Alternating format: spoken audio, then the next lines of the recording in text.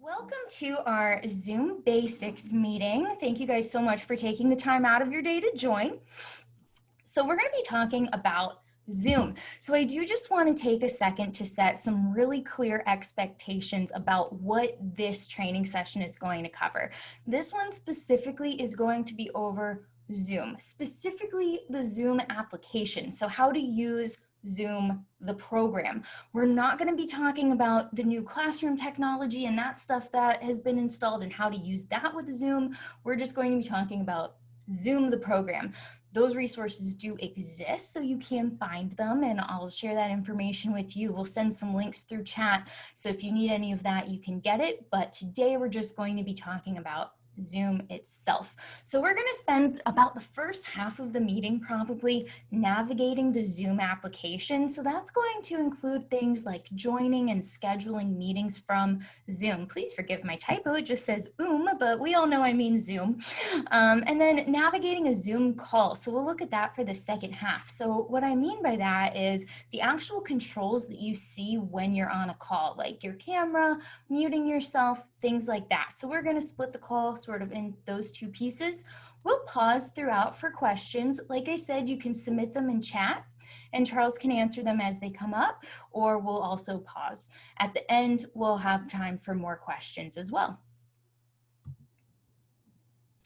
All right, so why use Zoom? What is Zoom? So Zoom is an online video conferencing and instant messaging platform, and it's available to all TCU students, faculty, and staff. What's really great is TCU IT has paid for all of us to have pro Zoom accounts. So Zoom has basic accounts and they have pro accounts. So by having these pro accounts that TCU has paid for us to have, we all get some extra benefits that we wouldn't have otherwise. For example, you can do a video conference with up to 300 people at one time. So that's a really neat benefit that we get by having those pro accounts. There's also a live chat feature, which we've mentioned. Again, that should show up at the bottom of your screen, a little button that says chat, and you can send a message so that everyone can see it and we can answer your questions. We're also going to look at sharing your screen. So that's what I'm doing right now. You can share a PowerPoint, you can share your desktop, you can share a lot of different things. So I'm going to show you how to do that and point out some things you need to know about that as well. But that'll be really helpful for you when you're teaching classes. You can also record your meetings. So if that way, maybe you need to record a lecture on Saturday, you can't do your class at your normal time at Monday at 2 p.m. So you can record a meeting ahead of time, or you can record a meeting during your actual class. And then if you have other sections of the same class, you can share it with them. Or if a student couldn't come to class that day, you can share the recording if you want to. So we'll look at the options for that as well. And the nice thing is all of these features are going to work regardless of if you're connecting with someone on campus or who's on the other side of the world. You can use it with anyone. So it's really a nice benefit of using Zoom. So what do you need to use Zoom? Zoom is great because it's available on Mac, PC, you can use it on a tablet, iPad, iPhone, doesn't matter. For audio only options, like if maybe someone is going to be somewhere where they don't have internet access, there are audio only options where you can call a number and actually dial into Zoom. Granted, you're not going to be able to see anyone or have those video options or see share screen, but you could at least dial in and hear the call and speak into the call as well. Meeting management. So these are just some helpful tips and tricks for actually managing your meeting. One of those things that we used was that mute everyone on entry. So when people joined the meeting, by default, everyone was muted. Now, as some of you saw, you can unmute yourselves and you can talk with others, but the reason that it might be helpful to have everyone muted when you first join is that if someone has background noise, like a barking dog or something like that, you don't want to have to look through a list of maybe 50 people to figure out who's making the noise. So that can be a helpful tool to help you get your meeting off to a smooth start. Chat tools, we've mentioned those a couple times already, and we have a picture on this slide of that little chat bubble. So again, feel free to type your questions into there and we'll answer them the best we can. Cameras, you can have your camera on versus off. We're going to look at how you actually change that when we look at our Zoom controls, but that could be something that you play around with for your classroom engagement. Do you want your students to have their cameras on? Do you want everyone to have their cameras off? Now, one thing that's important to know is if a student does turn off their camera, you can't turn it back on. So ultimately, it will be up to them what they decide to do. But you can always think about that and communicate with your class what your preference would be. The host or the co-host can mute and unmute individuals. So if you're teaching a class and you want someone to answer a question, you can unmute them. Or if you have a co-host, like in this case, Charles is my co-host, he also has those controls and can unmute people as well. And then breakout rooms. So there is a feature within Zoom called breakout rooms. And what that allows you to do is if you have a big call of say maybe 100 people, if you wanted to have smaller group discussions, you can actually break everyone into separate smaller groups so that they can talk with just, a group of maybe 5 to 10 people instead of speaking to the 100 all at once.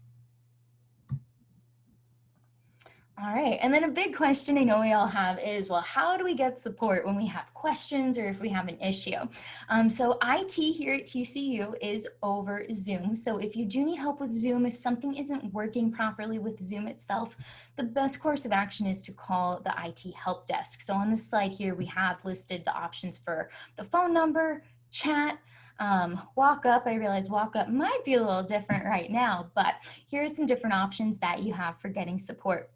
If something is wrong in your classroom, if you're having an issue, if you are teaching in a classroom this semester, that's going to be the instructional support team. It's the same team it's always been, and their phone number is listed here as well.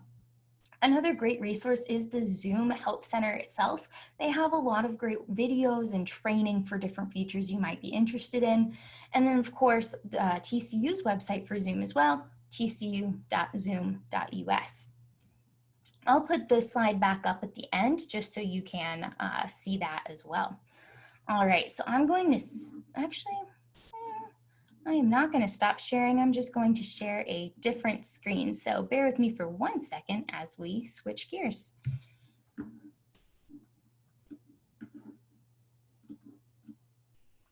Yes. All right.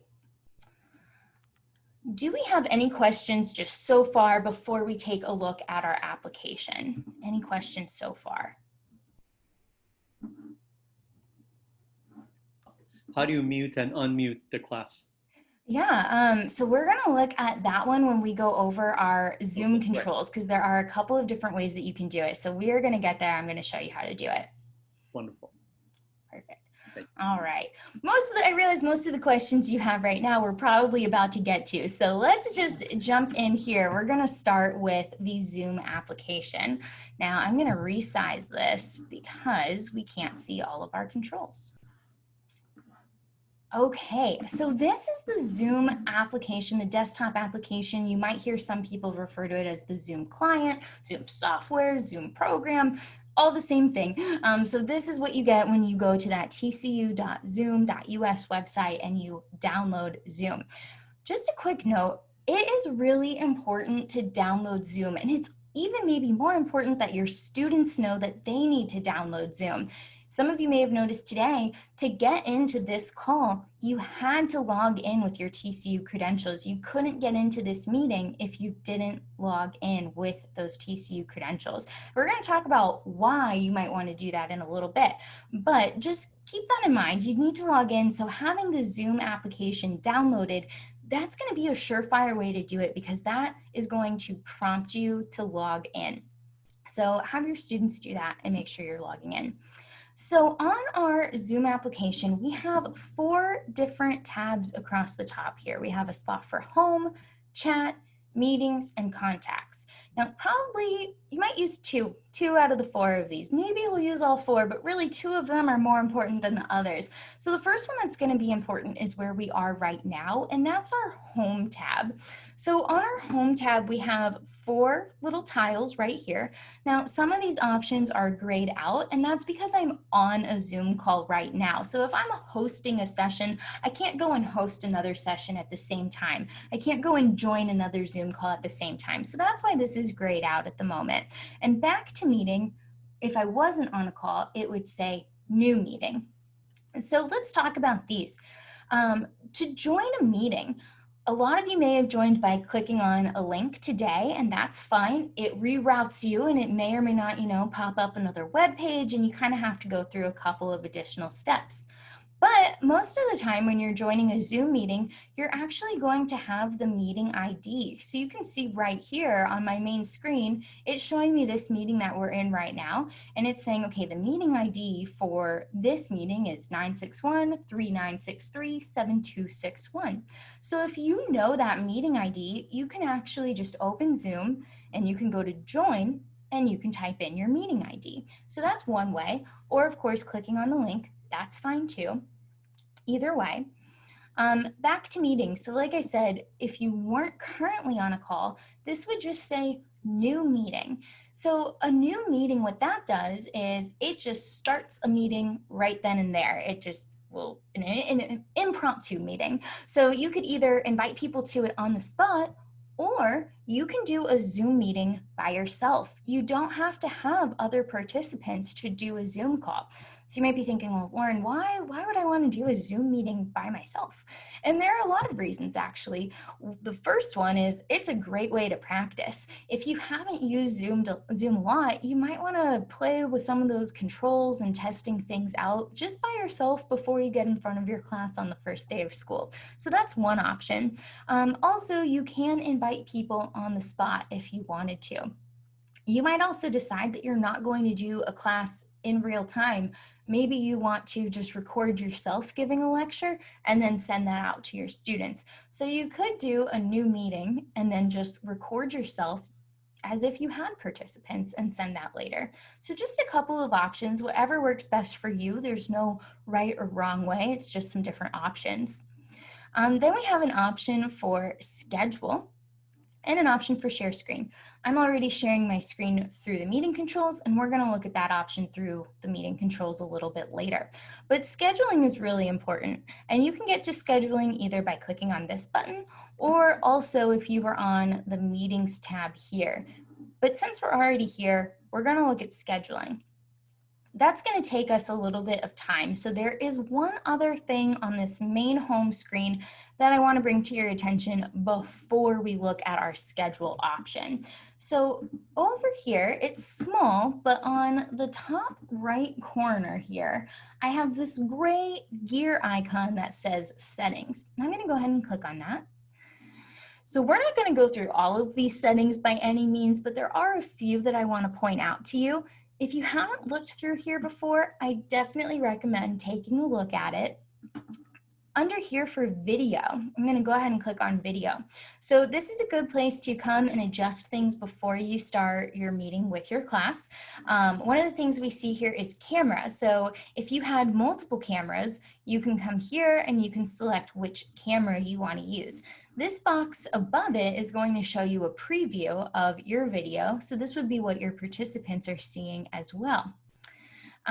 We recommend turning off Enable HD. The video is not transmitted in HD, so you don't really need that to be on. Mirror my video. So this is up to you and what you're going to be doing, but mirror my video.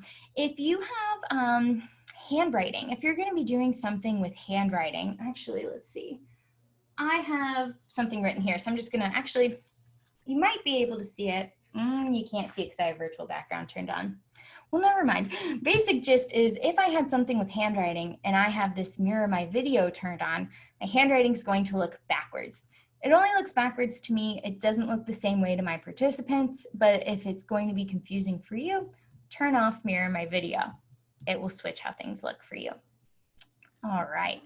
In audio, you also want to do the same thing. So you want to make sure that you have the right speaker selected. So for me, this is correct, built-in output. It's going to come out over the speakers that are on the computer that I'm using. And then I do have a different microphone plugged in. So I have clicked on the box to select my microphone. So again, you want to do all of these before you have participants on the call so that you're good to go before anything starts. Okay, so that's all we're going to look at in settings. Can I ask a question? Sure. I saw touch up my appearance. Yeah. What does that mean? Oh, it just makes you look a little prettier. So I recommend using it. I have it turned on. It just sort sort of smooths out your pores, makes your skin a little bit Does smoother. it really? Little That's glow. true? Yeah, Okay. here, I'll turn it off so you can see what I look like without touch up my appearance.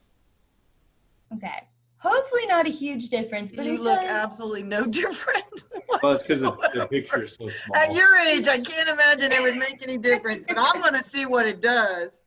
It helps a little. I say, hey, I'll take all the help I can get, so why not turn it on? I've never seen that button. Okay, thank you. Yeah. Thank you. Of course, yeah, there's some neat little things hidden in settings. Some more important than others, but why not? Okay, perfect. So back to the main menu here, let's look at scheduling because that is really important. If you can't schedule a meeting, well, nothing else matters. So let's take a look at schedule. All right, so this is the box that pops up when I want to schedule a meeting. So the first field that you have to fill in is the topic name. So if you're going to be scheduling a lot of meetings, it's really important that you name this something that you're going to be able to differentiate a week from now, 2 weeks from now. If I make a bunch of meetings named Lauren Kaiser's Zoom meeting, I'm not going to know which is which. So let's call this session number 5. Just so I know, maybe let's see, we'll call it Breakout Rooms. A little description of what I'm testing. So just a title where you know, so the name of your class, maybe if you have multiple sections, however you're gonna remember it, maybe you add the numbers of the section name, or maybe you add, you know, this is my 8 a.m. Tuesday, Thursday. It's really just for you. The participants will see what it's named, but just you wanna be able to tell which meeting is which. So here you have a couple of different options, and we're going to talk through both of them. So by default, it's going to pop up with a date and a time. So if you list a date and a time, this is going to be for a meeting that happens one time and one time only. So if I want to do that, I can say, all right, this meeting is going to happen about 2 weeks from today, August 25th. You can go into the future. So when you click on this arrow here, you're going to see a little arrow. You're not going to schedule a meeting in the past, so you don't really need to go backwards, but you can go forwards. So, I mean, you can schedule your meetings through the semester if you needed to. But I'm going to stick with August 25th. All right, and then the time. Again, the times are really just for scheduling purposes. Mostly if your meeting is set to start at 11:30 and you started at 11:20 or you started at 11:40, that's fine. Nothing's going to happen. Let's change it to 1. And then 2, so we want to make sure the date's the same. Our meeting, we're not going to have a Zoom meeting that lasts continuously for more than a day. I sure hope not. So we're going to just change that to end an hour after.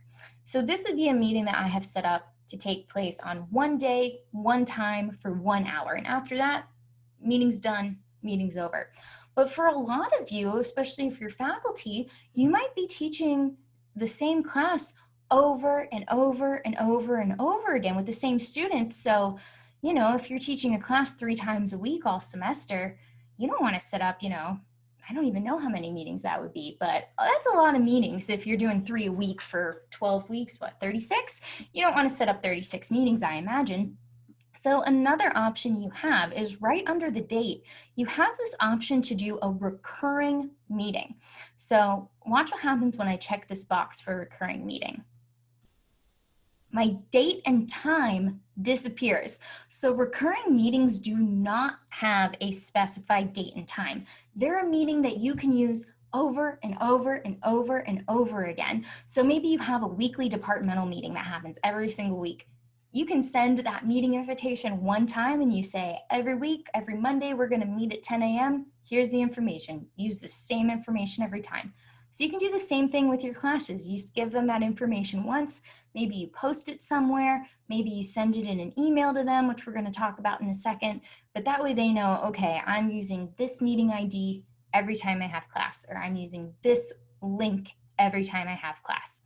Either way will work. I personally think that this has the same outcome with less work. So that would be my opinion of what I would use if I was teaching class, but it is fully up to you. You can do whichever you prefer.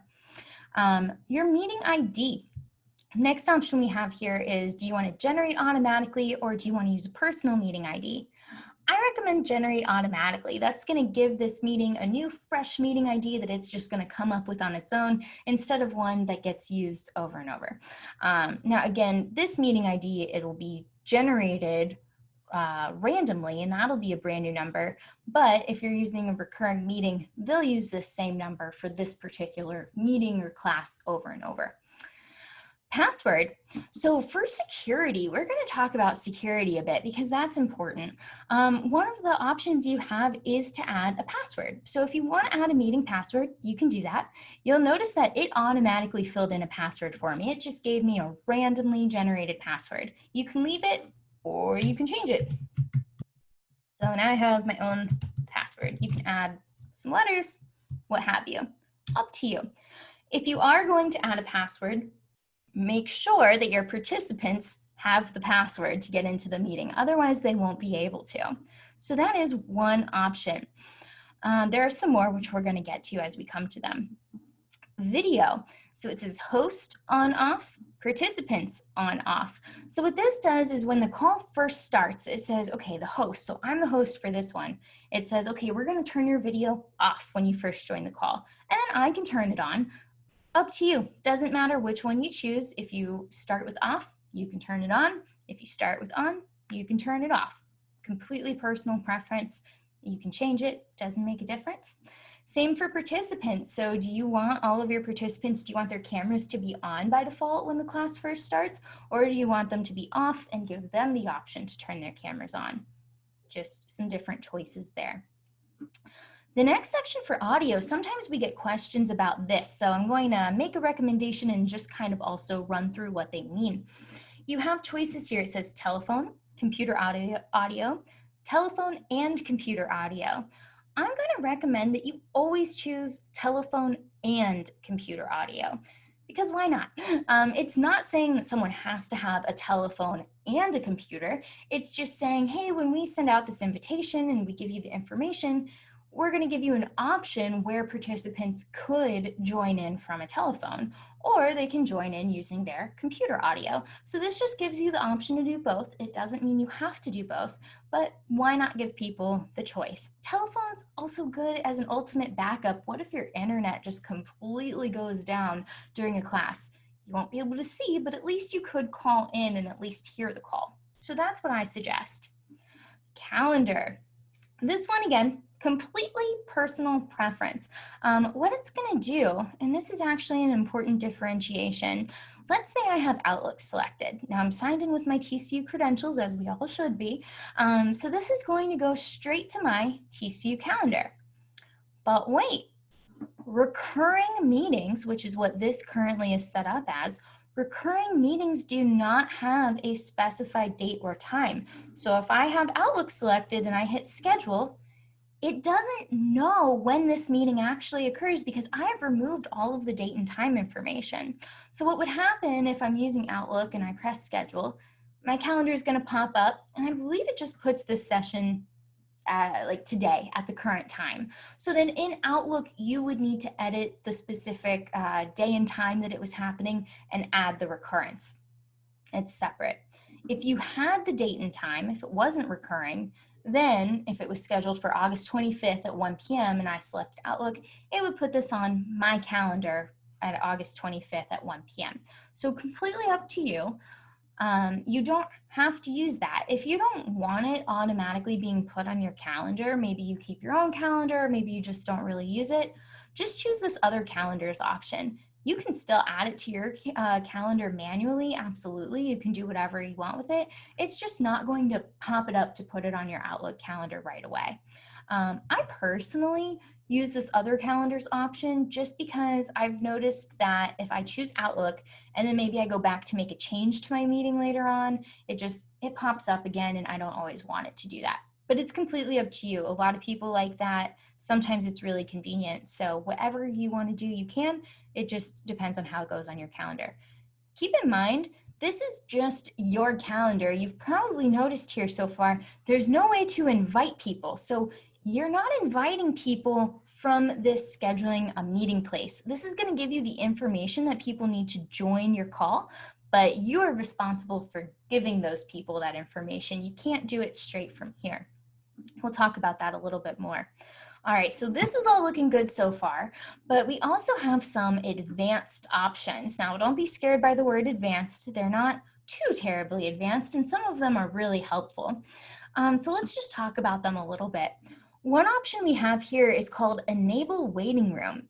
So today, when you guys joined the call, when you got onto Zoom, you probably noticed that you weren't in the call right away. Depending on when you joined, you probably saw a window that said, the host will let you in soon, or something along those lines.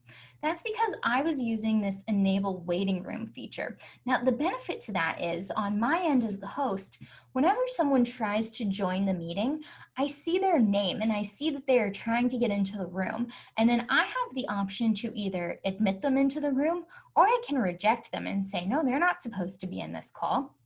So the reason that that's helpful is for security. If you're having a class with people, you want to make sure that you're only letting in the people who belong in your class. So that's one option in addition to a password. The other thing that we did today, and we'll come back to these, but just to skip, I have this other option right here that says only authenticated users can join. Only TCU users, and I have this extension added that says tcu.edu. So what that does is it means that only people who are signed in with their TCU credentials can get on this call. And if you tried to join it some other way where you weren't signed in, you weren't able to get on the call. Now, why is that important?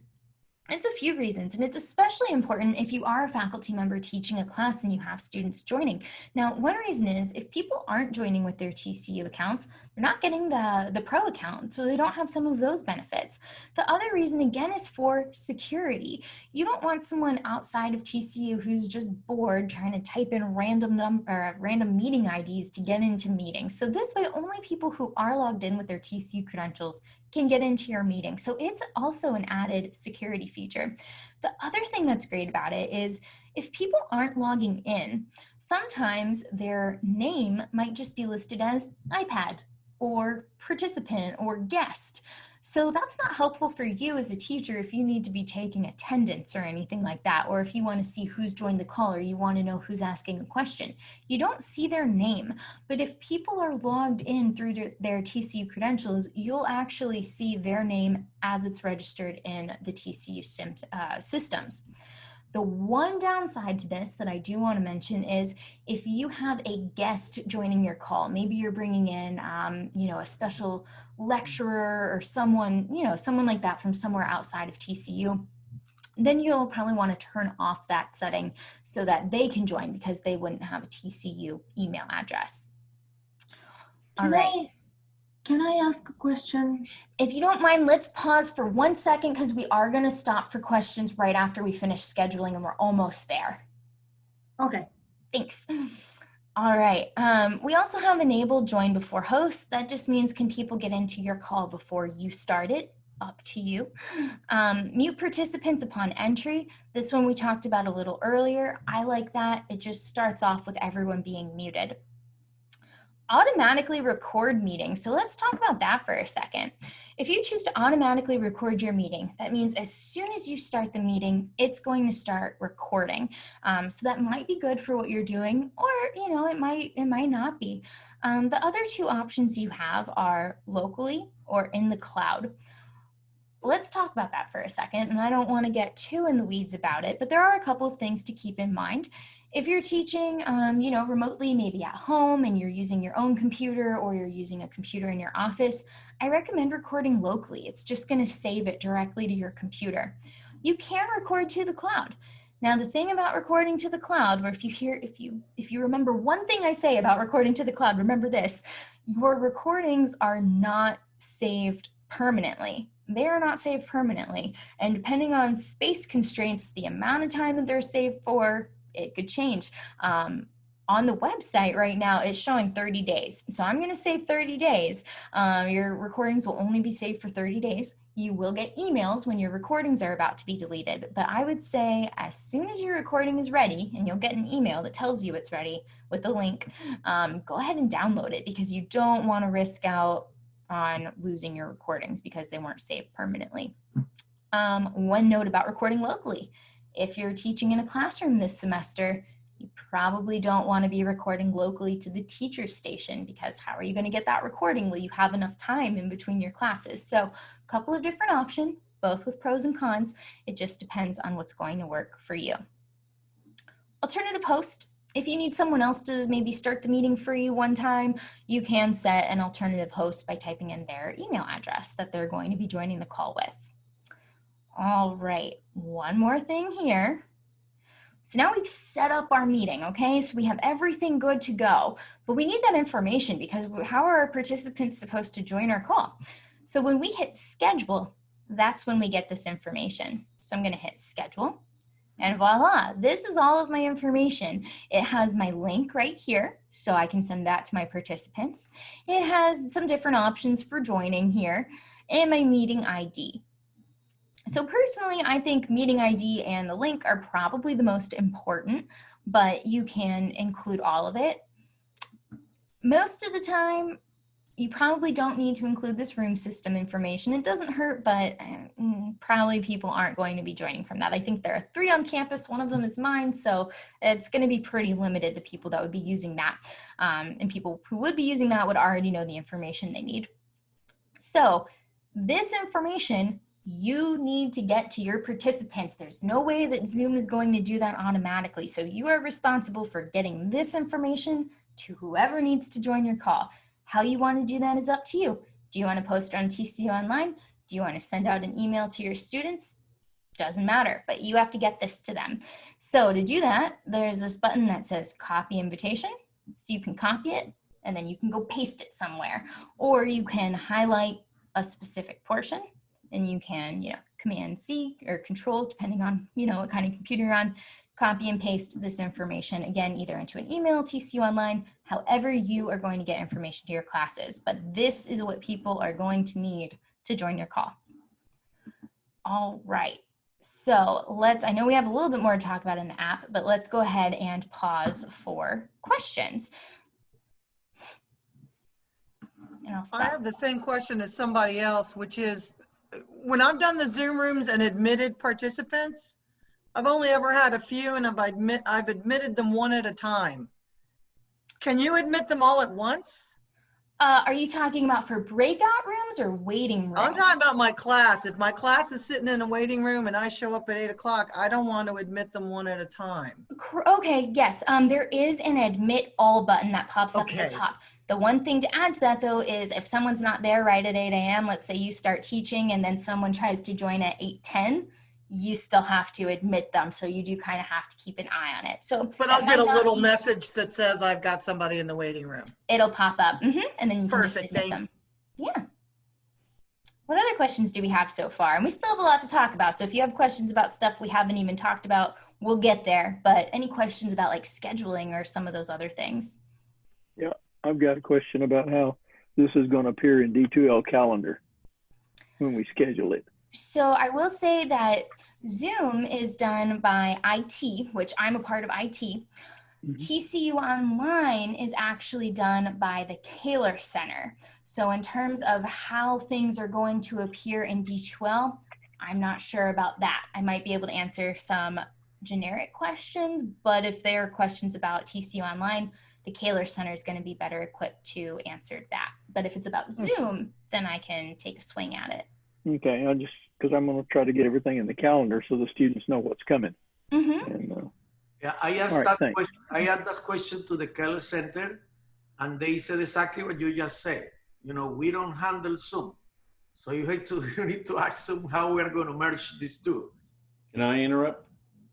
Sure. Well, just on your point, you can from Zoom, copy that information, and then if you want to add it to your D2L page, you can. I don't know how D2L works since I'm not a professor. I don't schedule classes and things like that. But if you have like an announcements page or something like that, you can copy the information from Zoom and add it to your announcements page. Or if you add a calendar event, you can copy the information from Zoom and add it there so it shows up.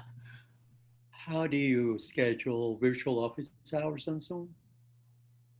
So it would just be the same as scheduling a meeting. So you would just be scheduling a meeting and calling it office hours and setting it for a time and making sure that your students have that information. Right, thank you. Hey, I had a question about if you recorded a session on your laptop, Mhm. how would you share that with, let's say, one student that missed? Yeah, so it'd be a couple steps, and we do have a link of instructions that they're written out instructions that I actually created about how to do that. So it's a couple steps. It would be saving the recording, and then what I recommend is uploading the recording to Box and then sending them a link that way. Or I will say that if you record to the cloud, when you record to the cloud, it does email you a link when it's ready. And you could just, send that link to one of your students and say an email, and they could see it that way. So it just depends on if you record locally or if you record to the cloud. But if you do record locally and you want instructions about how to do that, it is the website. I'll add it into chat so that you can copy it down. But it is it.tcu.edu/Zoom. And it's one of our sub articles there, and it has instructions on exactly how to do that. All right. Any other questions at the moment?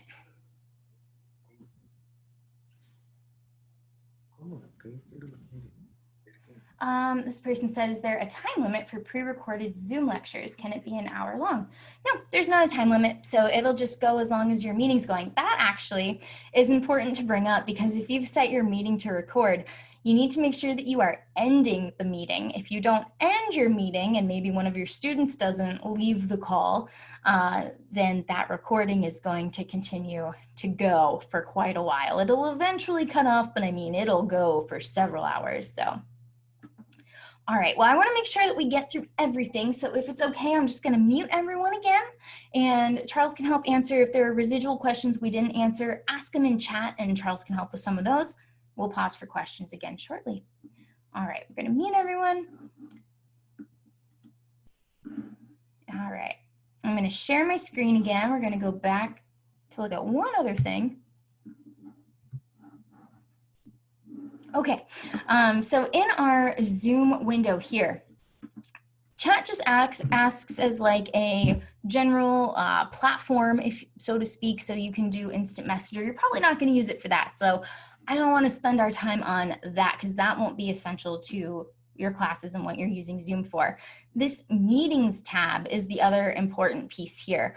So this will show your upcoming meetings. So you can see we have some other training this week, so I can see all of my meetings that I have coming up. I can also start my meetings from here. So tomorrow our session's at 2 p.m. So I can open Zoom, come in here, and then when I'm ready, I can press start. It's grayed out right now because I'm on another call, so I can't start hosting a second call at the same time. It also has that information. So if someone says, oh, hey, I want to join your call, what was that meeting ID? Well, it's right here. So I can find it and tell them. It also gives me the option to copy the invitation again. So if you need to resend it to someone, or you want to go post it somewhere else in an email or online, you can do that. So you can hit copy, and it just automatically copies the whole thing. You can also edit it. So maybe if you say, hey, I know that meeting was supposed to be at 2, but I actually need to change it, you can click edit. I'm not going to do it on that one because I don't want to mess up a real session. So back on our test session we made, this one was, let's see, not scheduled at a specific time, but if I wanted to, I can make different changes and edit it here. So again, that's just by selecting your meeting and clicking edit. All right. Let's switch gears now to look at our actual Zoom platform, because that is also important. So, okay, I know it might look confusing because it looks like Zoom, so you might be thinking that you're watching your screen, but I promise you're seeing my screen. And I do want to show you some of our Zoom controls. So let's talk about view for a second. Right now, you guys all see me. And the reason is because I've done something called spotlighting. I am spotlighting my video. As the host, I can choose what everyone sees as the main video. To do that, I hover over a window. So for right now, it's me. So you can see I'm hovering over my face in the smaller window here. And I have these 3 dots that pop up. And when I click on those dots, I'm going to get some additional options for this participant. In this case, it's me, but I could do this on anyone's video. So when I hit spotlight, that makes everyone see this window, which you might want to do in a class if you want people to be paying attention to a particular person's video. I'm going to go ahead and say cancel spotlight. So now it's switched to someone else, and that's okay. You have different options in Zoom for what you see. Now, and these are controlled by the individual participants, not by the host, these next two options. Right now, you'll see what I see because I'm sharing my screen. But I'm going to click, if you can see where my arrow is on kind of the right corner here, when I hover over it, it'll tell me, maybe, well, this is gallery view. If you want to see everyone, maybe you want to see your whole class, you can click on gallery view and it'll show everyone like this in small little tiles. Now again, this is just what the participants see. So I've clicked gallery view. Right now you guys see it on my screen since I'm sharing my screen. But if you were to click on gallery view, it doesn't change what your whole class sees. So they can choose. Maybe one of your students prefers gallery view. Maybe one of your students prefers speaker view. So you can see on my screen here in the top right where it says speaker view, when I switch back to that, it's gone to Michael. I'm not sure exactly why, but what this should do in theory is whoever's speaking, it will switch back and forth. Hello. So you can do that. Now, if for whatever reason, let's say, you know, while I'm speaking, I don't necessarily want the focus to be on Michael, but I can tell that's what people are seeing. So that would be a good example of why I want to use these three dots and spotlight my video. Now you guys all see that. So again, spotlight can only be done by the host, but on a participant side, you guys can choose between seeing gallery view or active speaker view. So just something to keep in mind. So let's get into our controls because we had some questions about this early on. We're just going to go through left to right across the bottom here. So this first icon that we see, it says mute and it looks like a microphone. If you want to mute yourself, so if I don't want you guys to hear me anymore, I can click this microphone. It'll put a red line through here and you won't hear me. And it'll tell you that you're muted and you'll see it. To unmute, you just click the microphone again and then you're no longer muted. You know how we looked in those settings earlier on that Zoom window with that gray gear? If you click on the little arrow next to your microphone, you'll see some of those same settings. So again, just the same way to do, a different way to do the same thing. So you can choose here if you're using a different microphone, you can make those changes to your microphones and speakers here, or you can test them out. Camera is going to work the same way. So if you wanted to turn off your camera, I will say if your internet connection isn't the most stable, maybe it's just weak for a little bit, turning off your video can sometimes help. So if you ever need to turn off your video, just like the microphone, click on it and your video will go away. Click on it again and your video will be reinstated. This little arrow right next to it, it'll give you the option to choose different cameras. For me, I have two displays, and so both of them have cameras, so I can switch back and forth here, but I'm gonna stick with this one. Choosing a virtual background, you guys can see that Frog Fountain's behind me, but surprise, I am not actually sitting in front of Frog Fountain. So you do have some of these choose virtual backgrounds. If you click on that, you can choose some different options here. So maybe if you're at home and you don't want people to see the background, or in your office, but maybe it's messy, you can choose a virtual background. They have some built in.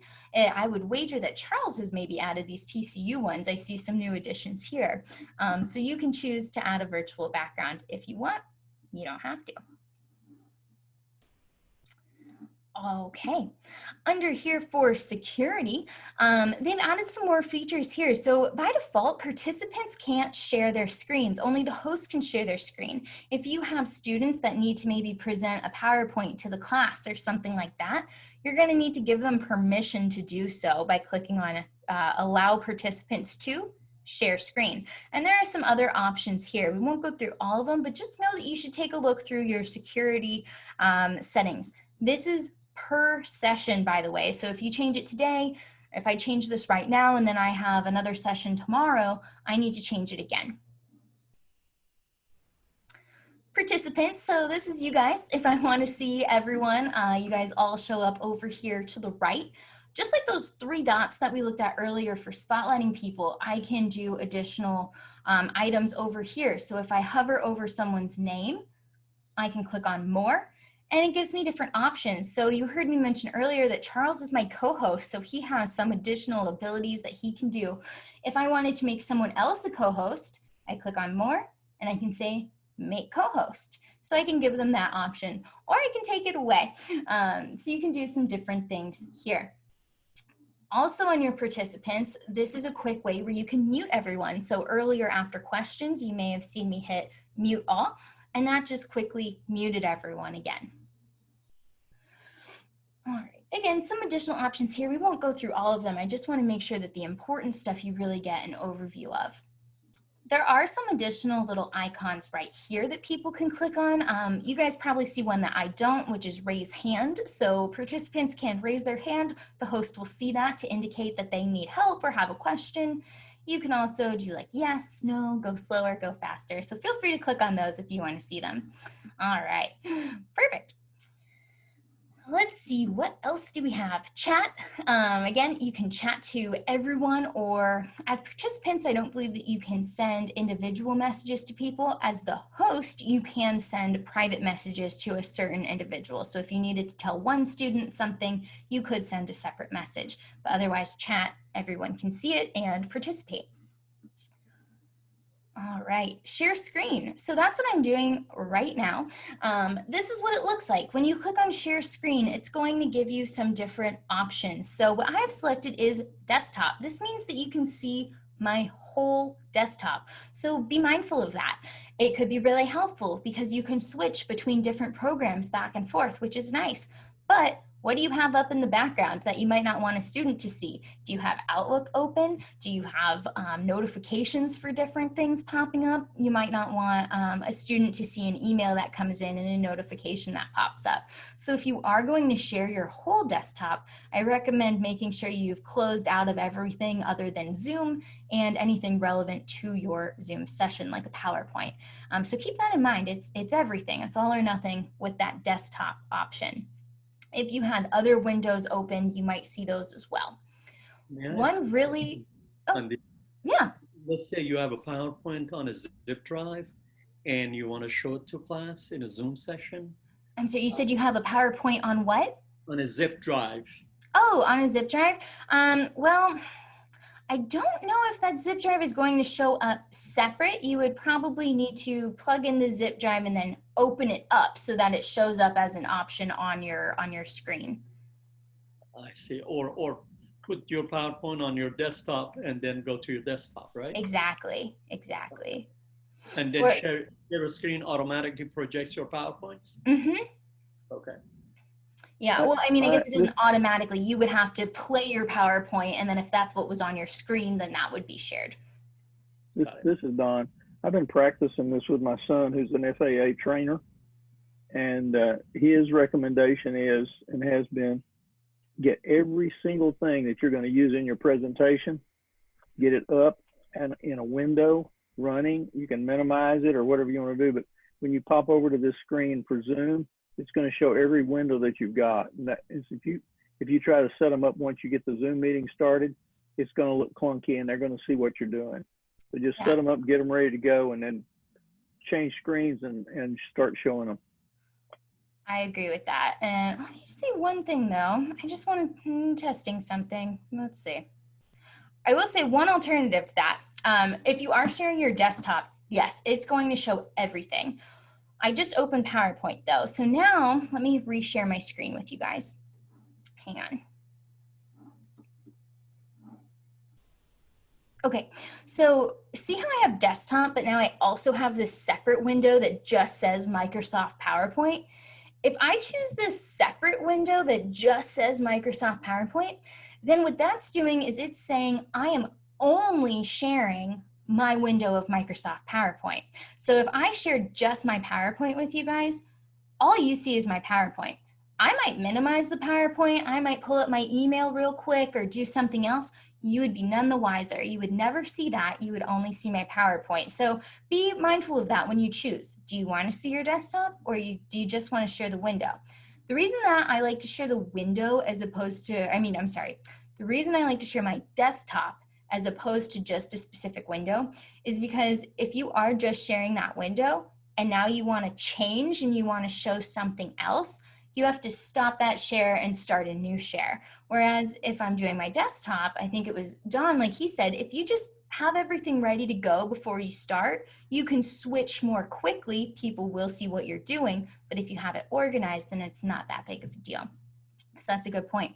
One thing that's really important, if you're going to be sharing anything with sound, so if you're going to be sharing a video clip from your computer, or you're going to be sharing music or anything like that, you need to check this option that says share computer sound. If you don't check share computer sound, they are not going to hear any of the sound that comes from your computer. So make sure that you have that checked if you're going to be sharing anything with sound. If you're not sharing anything with sound, you don't have to check it, but any sound, you have to check that. In addition to that, I won't go too far into advanced in files. Feel free to take a look at them on your own. But if you are sharing music, underneath advanced, there is an option for music or computer sound only. So if you don't need to be sharing your screen and there's not a reason for students to see what's on your screen, you just need them to hear the sound, you could choose music or computer sound only. So just know that that's an option as well. When you're done and you don't want to share your screen anymore, at the very top up here, it'll say stop share, and that will stop sharing your screen. All right. What was that video? What was that optimized video clip for a screen? Yeah, that's also a good one to check. If you are going to be sharing a video clip, you can check that optimized screen share for video clip. It should just help there. It could help with some lagging or delays. It'll just help things play a little bit smoother, I believe. So just, there's no harm in checking it if you're going to be sharing a video. All right. I am going to skip polling. If you're interested in polling there, oh yeah, go ahead. Oh, I think you're muted. Are you able to unmute yourself, or I can do it? Let's see. Did anything pop up on your screen to unmute? Oh, there we go. Yeah. Can you tell me again, where can I get the music or computer sound only? I haven't seen that window. I really need that one. So, where did you get that? When you get to the share my screen? Uh-huh. So okay. Share screen. Yeah, can you show me again? Okay. Mm-hmm. Yeah, so share screen, you see my share screen window? Yes. And then see how it says basic advanced files? Yes. You're going to go to advanced. Oh, okay. Advanced. That's what I needed. Okay. Perfect. And then music or computer sound only. Yes, I really need that one because I need to play. I thought so. I saw you and I was like, I'm pretty sure he's in music. So that's for you. Perfect. Thanks. Of course. All right. Polling. I'm going to skip over polling. If you are interested in that, you can definitely find articles on Zoom. The reason I'm going to skip it is because I think D2L TCU Online has better options. This polling, as far as I know, unless something's been changed, you can't see who has selected what answer. You can see that maybe 10 people chose A and 15 chose B, but you won't know which individuals chose what. So we're going to skip polling, not to say you can't use it, but for the sake of time, we will skip it for now. Recording. So we talked about recording a little bit earlier when we looked at our settings, but right now, because I am recording this meeting, I have pause and stop. If I hadn't been recording already, I'd see a red record button there. Actually, it might not be red, but it'd be a record button. It would say record. You can click on it to start your recording if you didn't set it up automatically. And it will ask you right then and there, do you want to record locally or do you want to record to the cloud? So you can choose. All right, closed captions. Personally, if you are going to do captioning or you need a transcript, one benefit to recording to the cloud is when you do record to the cloud, afterwards, it will give you a transcript of all of the text that was said. So that's really helpful. Local recordings will not do that. The only option here for closed captioning is to assign a participant to type closed captions, which is fairly difficult. So I'd probably say use the cloud recording and get a transcript, but that's all that that closed caption button is going to do. Come back to breakout rooms, we'll do that last. Reactions here. it's just going to be like a little thumbs up. You can click on that for hands, and then more. We're not going to look at that option for YouTube. Breakout rooms. So I'm not going to put us all into breakout rooms because I know we are just about out of time. We might go a minute or two over, so I apologize for that. But let's talk about breakout rooms for a second. I'm going to go ahead and click on it. So you can see in this window here for breakout rooms, it says assign 32 participants into 8 rooms. So it's just automatically going to do that for you. So if you just need randomized groups, you can absolutely do that. And you can change it. So if you say 8 rooms is too many, you can use the up and down arrows, and you can say, okay, 4 rooms, and it'll adjust the number of participants. When you hit create breakout rooms, it'll move everyone into separate rooms. And then as the host, you can bring everyone back together. The only person that can start breakout rooms is the host. Now, one thing that's really important is this is great for just breakout rooms on the fly, impromptu breakout rooms. If you need to pre-assign breakout rooms, maybe you have set groups that already exist, you can't do that through the Zoom application. The only place you can do that is through the web portal. So when I say the web portal, I'm just talking about that website, tcu.zoom.us, and I have it pulled up. This is the website, tcu.zoom.us. Again, this is also where you can go to install Zoom. Make sure your students know that. I'm going to click onto settings, and it's going to make you log in. All right, so it brought me into settings, but I'm going to go into meetings. Now, a lot of this serves the same functionality as the Zoom application that we looked at for the first half of the meeting. It's just another way to access it. You do get some more options in the web portal that aren't available on the application, but it's probably more than you need for most of your meetings. Now, let me just show you where that pre-assign option is. So I'm going to hit schedule a new meeting. And I'm not going to worry about the date and time and all of that because I just want to show you where breakout rooms are. So you scroll down and it's under meeting options and it says breakout room pre-assign. You can either create rooms or import from CSV. If you're going to import from a CSV file, when you click on this, they will give you a template. Make sure you download the template before you make your own CSV because it has to be very, very specific of how things are formatted or it will not work. If you don't have a huge class, I would say just create the rooms manually. You can press create rooms, click on the plus sign for multiple rooms. And the nice thing is this has everyone's TCU email addresses in here. So if I'm gonna add Charles to this, I can just start typing his name and he pops up. And then I can go into another room. Let's say I'm gonna add a couple more people and their names will pop up. So you can go through and do that. And then once you save it, when you're in your actual call, you can hit breakout rooms and it will pre-assign people. One note about this, because I've heard people say, well, that never works for me. Well, if it's not working for you, then people probably aren't signing into the meeting. So that goes back to making sure people are logged into the meeting, because if I have made the breakout room for Charles and it's linked to his TCU ID, well, if Charles doesn't log in with his TCU ID, then it has no way of knowing that he's him, and then it can't put him into the breakout room. All right, very last thing. I'm not actually ending the meeting, but I mentioned this earlier with recording.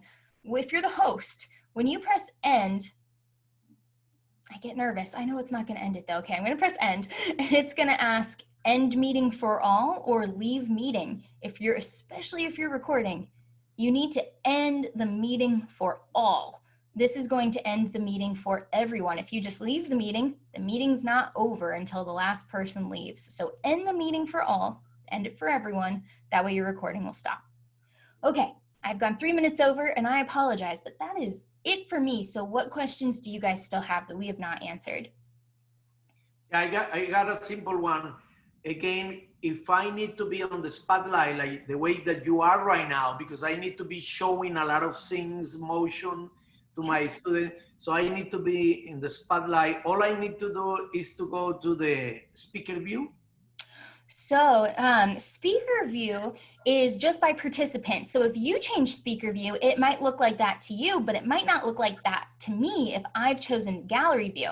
So you need to spotlight. So I'll show you. Okay, so you guys can still see my screen. Yeah. So I'm going to use you as the example. So on my screen, see how I am hovering over your thumbnail of your face? Yeah. Okay, see these three little dots right here? I'm going to click on the dots. And I have this option that says spotlight video. Yeah. So I'm going to click on that.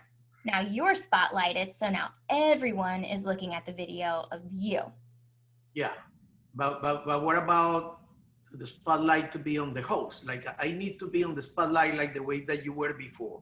Yeah, so it's just you would spotlight your own video. So just like I've spotlighted your video now, if I'm the host and I want it to be on me, I spotlight my video. So you can choose to spotlight anyone's video, but if you want it to be on you, just spotlight yourself. Okay, just a spotlight. Okay. Thank you. There's another option that says pin, and sometimes people get those two mixed up. Spotlight is controlled by the host, and it affects what everyone sees. Individual participants can choose to pin what they want to see, but that just affects them. So spotlight affects what everyone sees and can only be controlled by the host or co-host. Okay, thank you.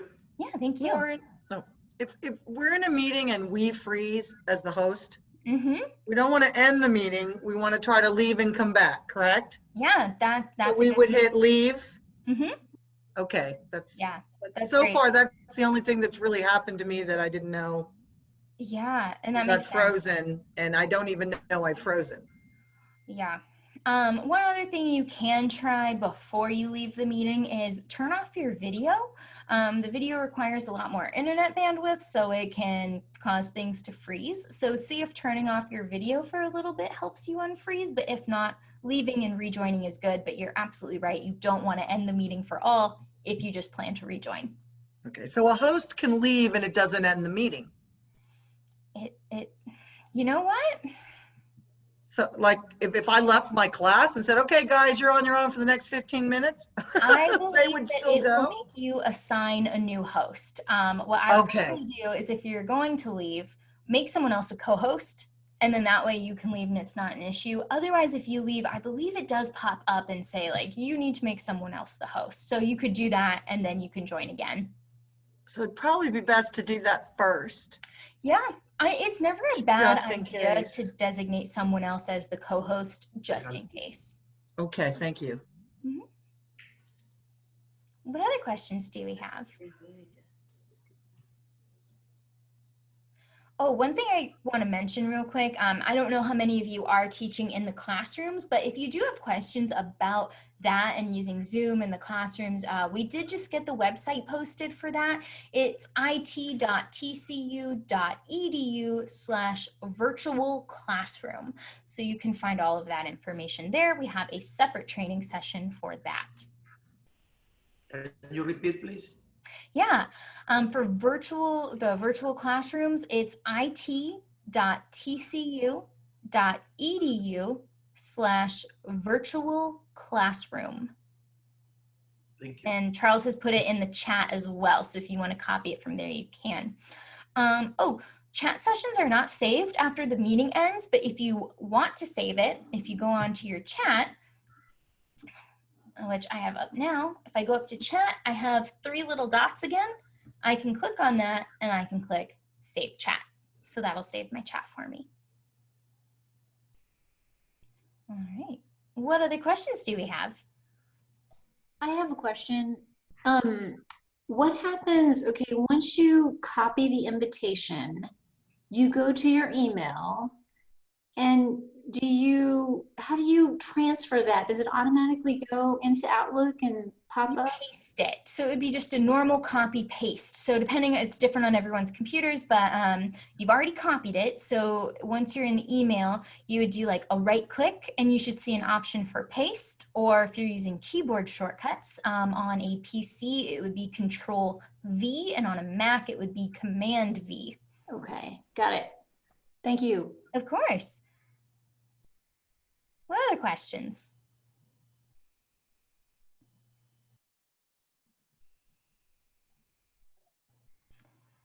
All right, looks like there's one in chat.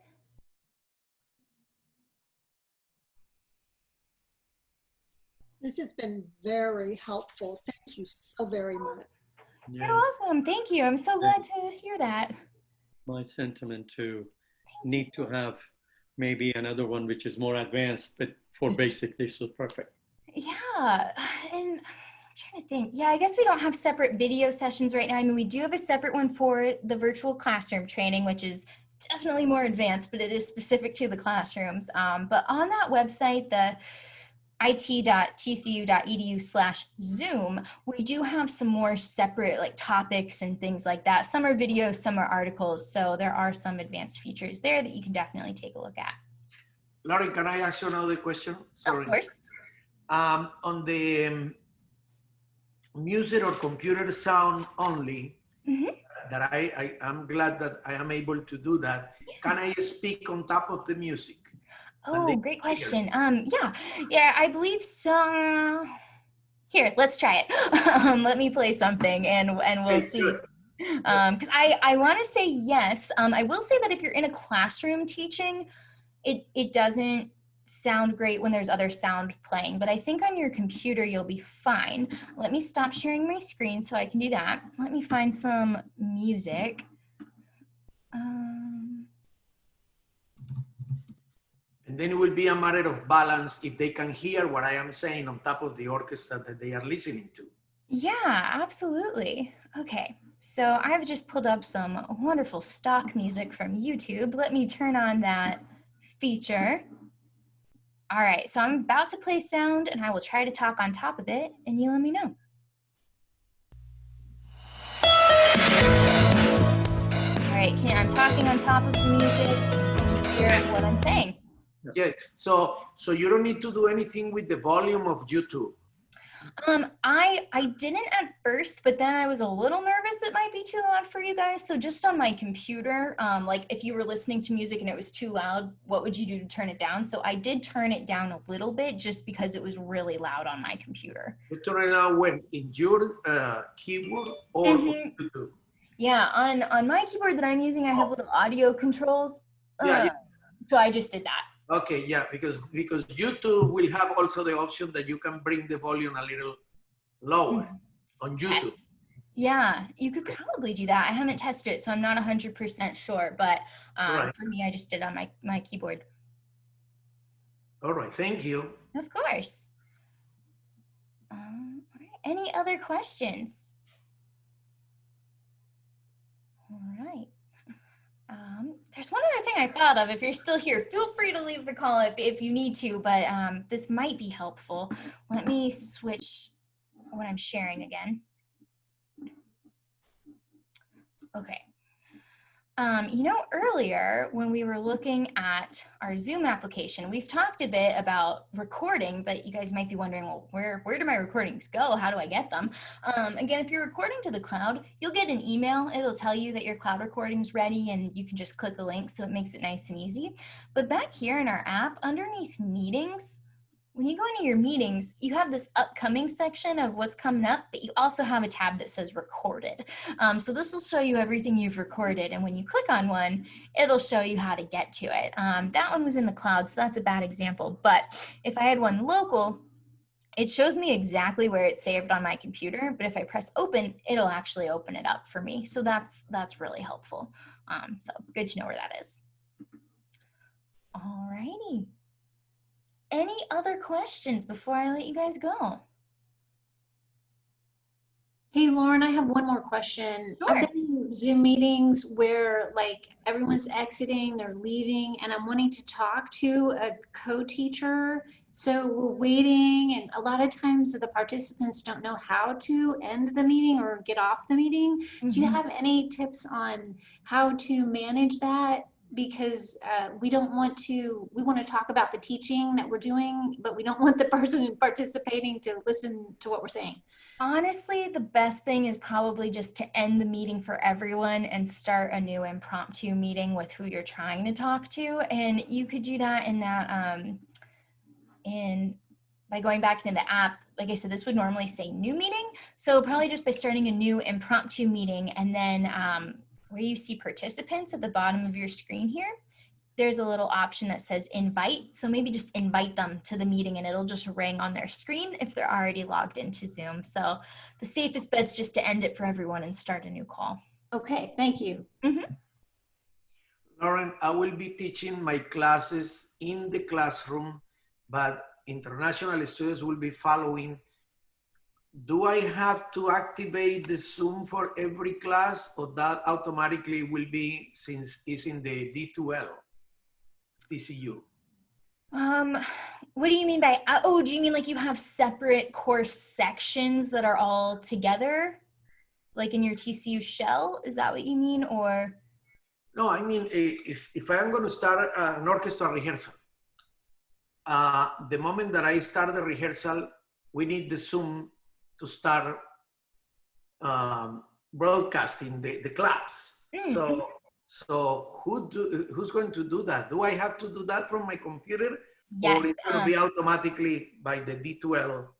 If you will have to, if you're going to be on a classroom, you will have to start the Zooms. In order to use the cameras and microphones that are in the classroom, you will have to go to the teacher station and you will need to start the Zoom meeting, or at least join the Zoom meeting from the teacher station and select those cameras and microphones before.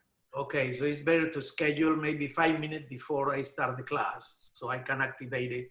And ready to start on time. Okay. Yeah, and I would definitely recommend, if you haven't, if you already have, 2 thumbs up, but if you can get into the classroom ahead of time and practice with that equipment, I would try to do that. Definitely, and maybe you already did, if you already went to the training last week, great. If not, it is posted now at it.tcu.edu/virtual classroom. That training is an hour and a half. So I would recommend watching that as well to get familiar with that classroom technology, because it's, you know, it's a good bit of information. Yeah, our problem is that we are moving into a new building, but because of the COVID, it has been delayed. Yeah. And now I don't have an office. All my office is packed, and I don't have my new office yet. I don't know, it's going to be the first day of classes, so yeah. I'm in the limbo. Oh, that definitely makes it harder. You might consider going into a different building. I know Reese Jones had they're done, so maybe try it. I know they're all a little bit different, but at least it'd be something. Yeah. Figure it out. Thank you.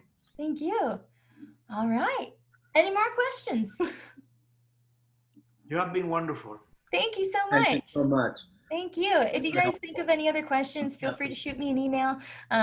We're a little busy right now, so it might take me a bit to respond, but I'll get back to you. So thank you guys so much for attending. And thank you so much. Thank you. Bye-bye. Thank you. Bye.